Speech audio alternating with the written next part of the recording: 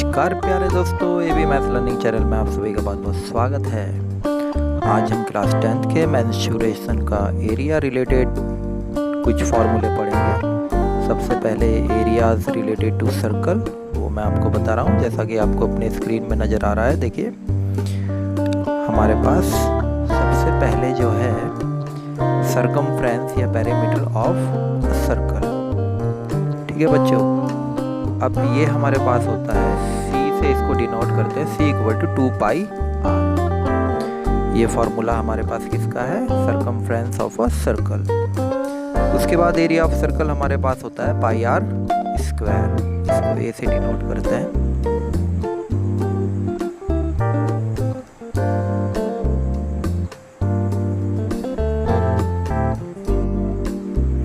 और ये देखिए अपनी स्क्रीन में देखिए आप, ये हमारे पास एक सर्कल है।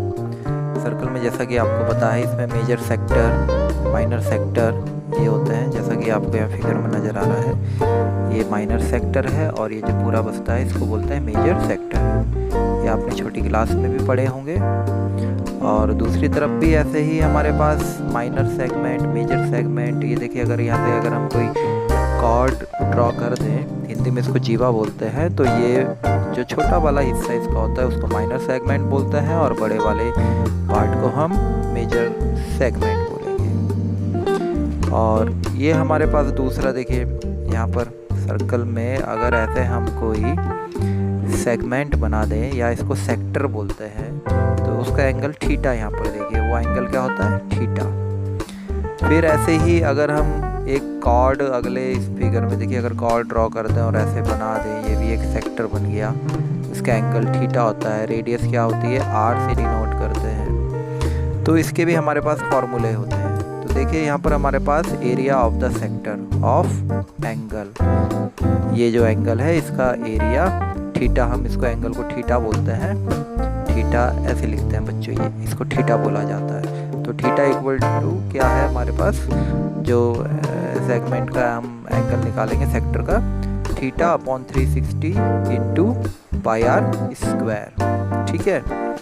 उसके बाद हमारे पास height of an arc of sector of angle theta, उसके लिए फॉर्मूला हमारे पास होता है theta upon 360 into 2 pi r. ये फॉर्मूला है।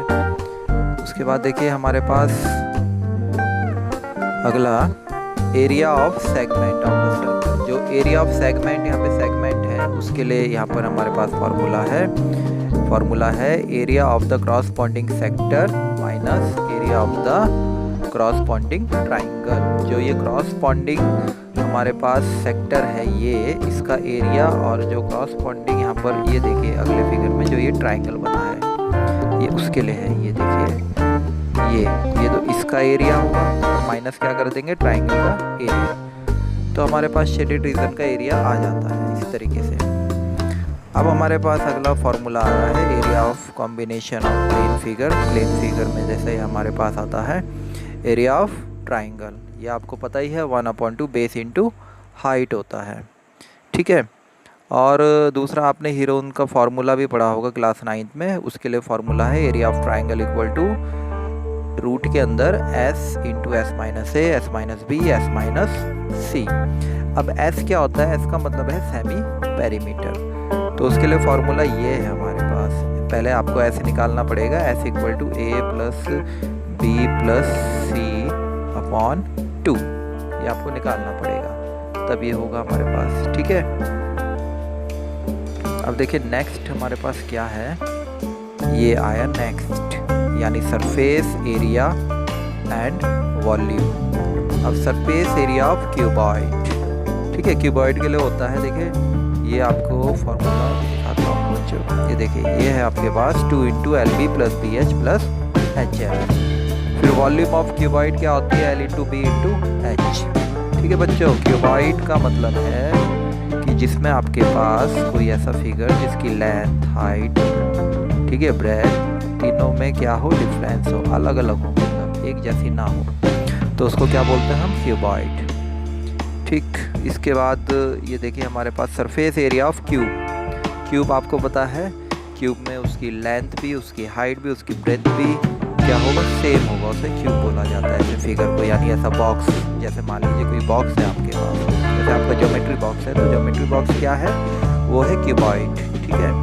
और अगर हम बिल्कुल एक चौकोर सा बॉक्स बना दें, उसकी हाइट भी, उसकी लेंथ भी, उसकी ब्रेथ भी सेम कर दें, तो वो क्या कहलाता है, क्यूब।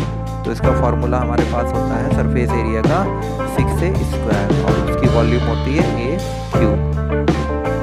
इसी तरीके से total surface area of a cylinder, cylinder की शेप इस तरीके से, देखिए सिलेंडर की शेप होती है और ये इसकी हाइट है, यहाँ इसकी रेडियस हो जाती है, तो ये 2 पाई r और ब्रैकेट के अंदर h प्लस r। ऐसे volume of cylinder, volume of cylinder होती है पाई r स्क्वायर h, ये है, ठीक है। फिर curved surface area, curved surface area of cylinder, ये सिलेंडर है, कर्व्ड मतलब जो जितनी इसमें जगह घेरी हुई है, गोलाई वाला हिस्सा जो कर्व हुआ है, उसका होता है 2 पाई RH, ठीक है।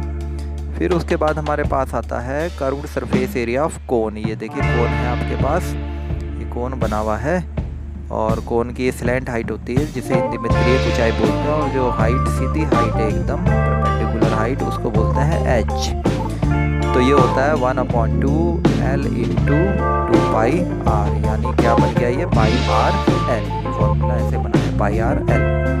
Total surface area of cone होता है pi r l plus pi r square, ठीक है। तो ये क्या होगा, आप पाई r इनमें से कॉमन ले लीजिए, ब्रैकेट के अंदर आपके पास होता है l plus r। Volume of cone आपके पास होती है 1/3 पाई r स्क्वायर h, ये इसकी वॉल्यूम है।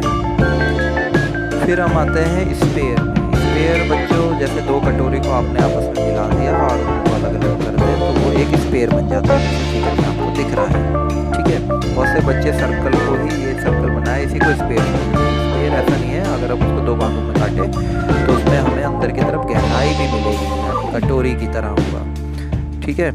तो ये हमारे पास देखिए, हमारे पास स्पेयर का फॉर्मूला है, जो curved surface area of hemisphere, hemisphere मतलब आधा जो स्फीयर होता है, ये जैसे फिगर में आपको नजर आ रहा है, तो ये होता है 2 पाई r स्क्वायर, ठीक है।